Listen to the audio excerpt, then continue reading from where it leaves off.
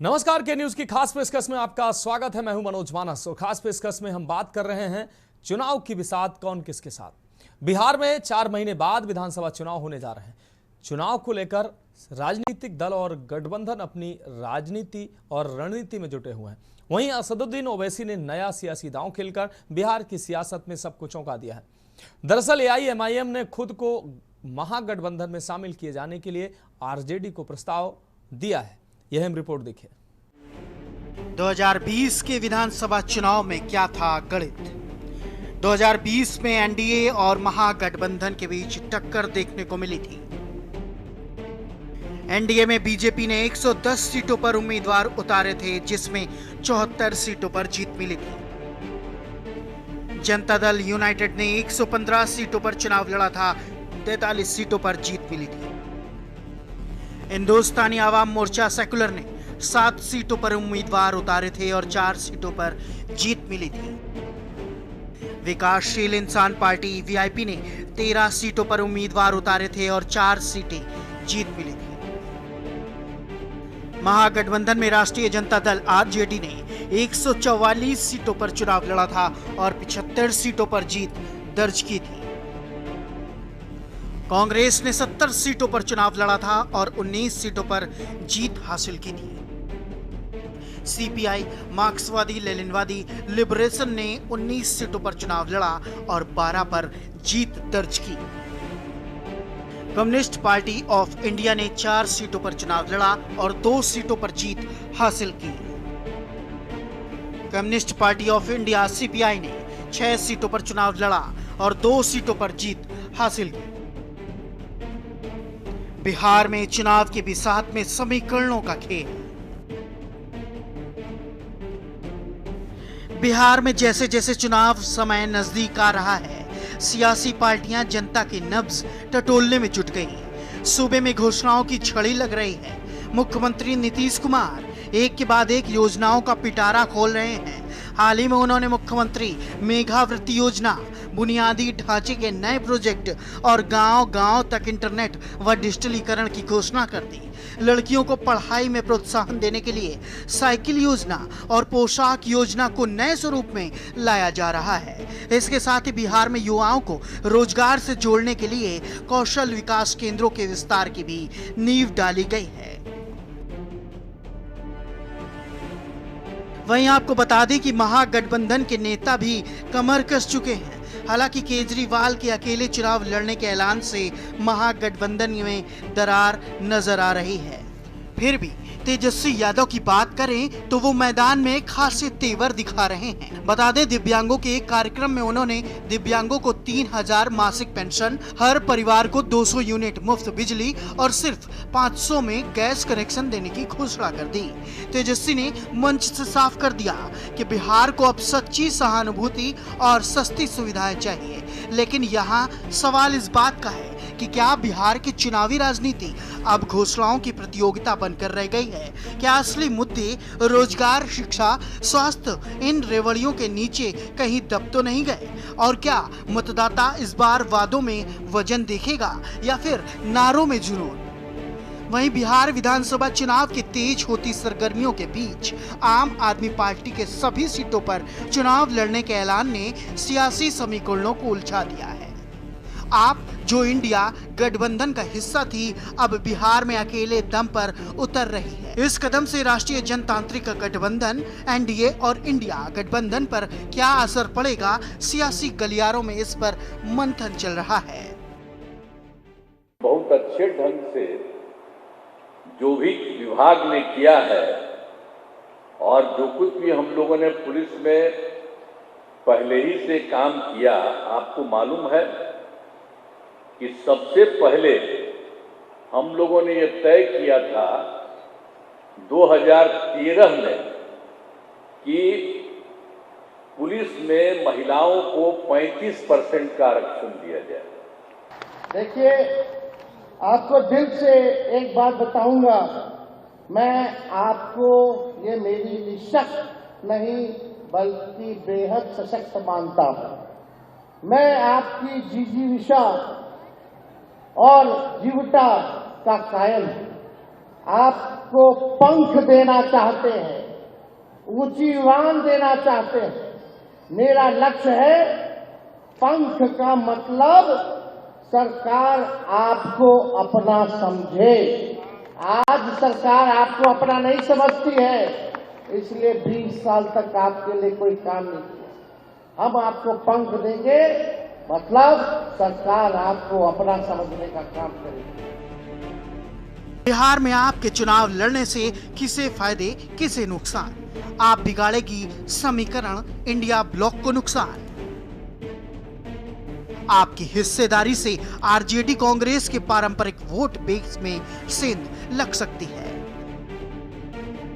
खासकर शहरी युवा, दलित और मुस्लिम मतदाताओं में वोट कटने का खतरा है। हरियाणा, गुजरात में आपके अलग चुनाव लड़ने पर कांग्रेस जैसी पार्टियों को नुकसान पहुंचा था। आप गैर भाजपाई दलों के समीकरण बिगाड़ देती है। बिहार में वोट विभाजन से एनडीए को अप्रत्यक्ष लाभ हो सकता है। भाजपा जेडीयू गठबंधन पर आपका दबाव नहीं है, बल्कि इससे उन्हें मुकाबले आसानी होगी। आम आदमी पार्टी बिहार में अकेले चुनाव लड़ने जा रही है। ये खबर सियासी हलकों में हलचल मचा रही है। दरअसल अरविंद केजरीवाल ने अहमदाबाद में कहा कि इंडिया गठबंधन सिर्फ लोकसभा चुनाव के लिए था, अब हमारा किसी से कोई गठबंधन नहीं है। केजरीवाल ने कहा कि गुजरात के बिसावदर उपचुनाव में हमने कांग्रेस से अलग लड़कर 3 गुना ज्यादा वोटों से जीत दर्ज की है। आपको बता दें कि बिहार विधानसभा में अरविंद केजरीवाल की आम आदमी पार्टी ने सभी 243 सीटों पर चुनाव लड़ने का ऐलान किया है। इसके साथ ही पार्टी ने घोषणा भी की है कि वह किसी भी अन्य दल के साथ गठबंधन नहीं करने जा रही है। पर सवाल उठता है कि आम आदमी पार्टी इस आधार पर बिहार के लोगों से ये उम्मीद रखती है कि वे उसे वोट देंगे। जाहिर है कि बिना किसी उम्मीद के अरविंद केजरीवाल इतना बड़ा कदम नहीं उठा जा रहे हैं। इसमें जरूर उन्हें कोई उम्मीद नजर आ रही होगी। बिहार में वोट कटवा पर भी आपको फायदा। 2024 के लोकसभा चुनाव में महागठबंधन को 42% वोट मिले थे, एनडीए को 52%। आप खासकर शहरी क्षेत्रों में महागठबंधन के 2 से 4% वोट भी काट लेती है तो ये कई सीटों का समीकरण बिगाड़ेगा। यहीं 2-4% वोट आपके राष्ट्रीय अध्यक्ष के ओहदे को और मजबूत करेगा। बिहारियों के प्रति दिल्ली में बुलडोजर और जुल्झाना रियाना ट्रीटमेंट का मुद्दा आपने उठाया है। ऐसा माना जा रहा है कि बिहार के विधानसभा चुनाव में आम आदमी पार्टी वोट कटवा के रूप में उभरकर इंडिया गुट के अपने साथी दलों को सबक सिखाने का काम कर सकती है। आरजेडी, कांग्रेस, वाम दलों को चुनौती देकर आम आदमी पार्टी एक बार फिर से अपनी उपयोगिता साबित कर सकती है। भविष्य में अगर देश में गठबंधन की राजनीति हावी होती है तो आम आदमी पार्टी को उनके पर्याप्त महत्व मिले, इसके लिए ये बहुत जरूरी भी है। दरअसल आपका अकेले चुनाव लड़ना महागठबंधन के वोटों को बांट सकता है, क्योंकि दोनों समान मतदाता आधार है। जैसे गठबंधन की सभी पार्टियां युवा, शहरी और बदलाव चाहने वाले मतदाताओं को टारगेट कर रही है। आपको मिल सकता है संगठन मजबूती का लाभ। आपको बता दें कि आपका बिहार में संगठन अभी प्रारंभिक चरण में है। सभी सीटों पर चुनाव लड़ने से उसे बूथ स्तर तक कार्यकर्ताओं को सक्रिय करने और जमीनी नेटवर्क तैयार करने का मौका मिलेगा। कहा यह भी जा रहा है कि आम आदमी पार्टी अगर बुरी तरह हारती भी है तो कम से कम उसे बिहार की राजनीति समझने का मौका मिलेगा, जो 2029 के लोकसभा चुनावों में काम आएगा। वहीं सूत्रों के हवाले से बताया जा रहा है कि आम आदमी पार्टी ने बहुत से आईटी इंजीनियरों को चुनाव प्रचार के लिए हायर किया है। इनके दम पर आप अपनी दिल्ली और पंजाब की उपलब्धियों जैसे मुफ्त बिजली, मोहल्ला क्लिनिक और शिक्षा सुधार को बिहार में प्रचारित कर पार्टी की ब्रांडिंग कर सकती है। बिहार की बहुत सी जनता जो राजद, जदयू और बिहार की जातिगत राजनीति से तंग है, उसे लुभाने का भी यह दीर्घकालिक फंडा हो सकता है। जाहिर है कि बिहार में इस बार आम आदमी पार्टी, जन स्वराज पार्टी दोनों राजनीतिक विकल्पों की टक्कर देने के लायक होगी। आपके पास दिल्ली और पंजाब का शासन मॉडल और तथाकथित भ्रष्टाचार विरोधी छवि है, जो जन स्वराज के पास बिहार में पिछले 2 सालों के सघन जनसंपर्क और स्थानीय प्रशांत किशोर का नेतृत्व है। जाहिर है कि राजनीतिक समीक्षकों की नजर दोनों पार्टियों की टक्कर पर होगी। आम जनता में भी उत्सुकता होगी दोनों पार्टियों में किसे ज्यादा महत्व मिलता है। वहीं बिहार एक बड़ा राज्य होने के साथ हिंदी हॉटलैंड भी है।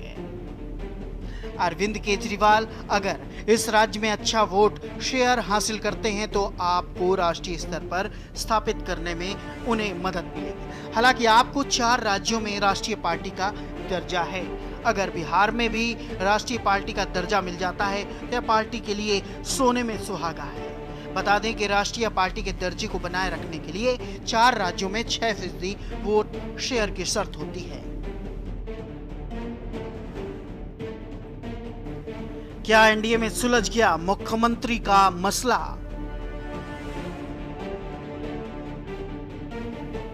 बिहार में एनडीए की सरकार है और मुख्यमंत्री नीतीश कुमार जेडीयू के नेता हैं। बीजेपी बिहार में अपना मुख्यमंत्री चाहती जरूर है, लेकिन नीतीश कुमार के मुकाबले अब तक किसी को खड़ा नहीं कर सकी है। नीतीश कुमार को पिछले चुनाव में भी बीजेपी ने घेर लेने की कोशिश की थी।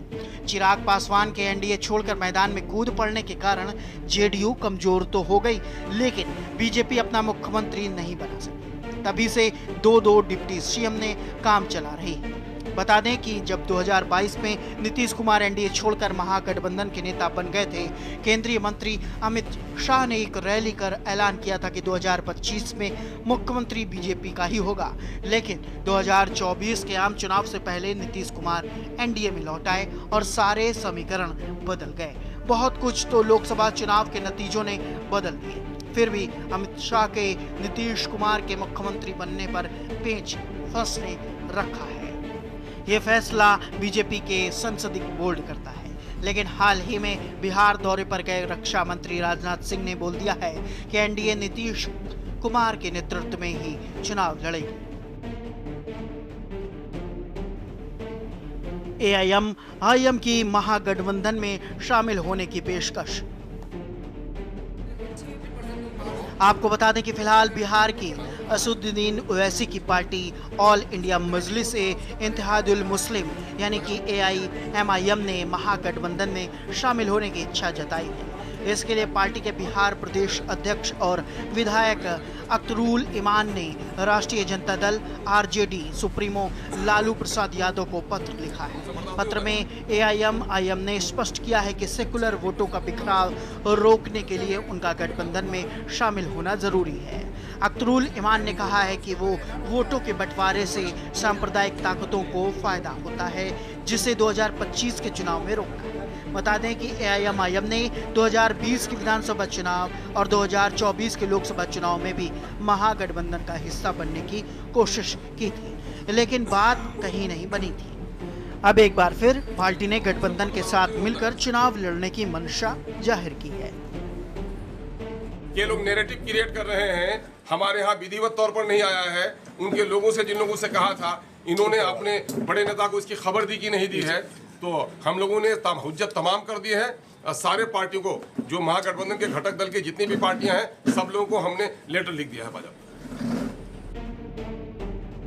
एआईएमआईएम का सीमांचल क्षेत्र में खासा प्रभाव। 2020 में एआईएमआईएम ने 5 सीटें जीती थी। हालांकि बाद में 4 विधायक आरजेडी में शामिल हो गए थे। पार्टी नेताओं का कहना है कि गठबंधन से सेकुलर ताकतों को मजबूती मिलेगी। एआईएमआईएम नेता एनडीए को सत्ता में आने से रोकने का कर रहे दावा।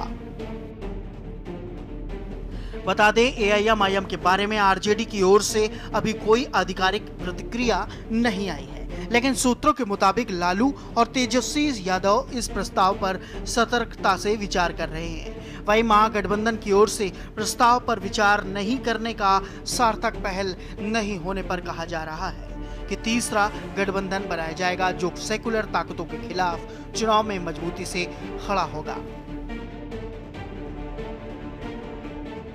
मतदाता सूची में संशोधन को सुप्रीम कोर्ट में चुनौती। वहीं association of democratic reforms ADR ने बिहार में मतदाता सूचियों के विशेष गहन पुनरीक्षण के लिए चुनाव आयोग के निर्देश को चुनौती दी है।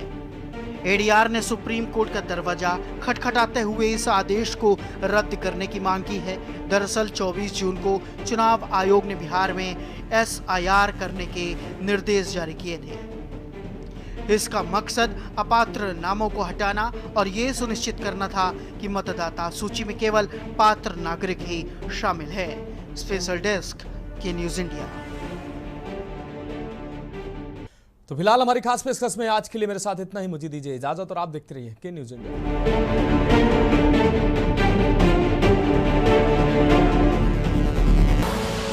आप देख रहे हैं के न्यूज़, खबरों का सारथी।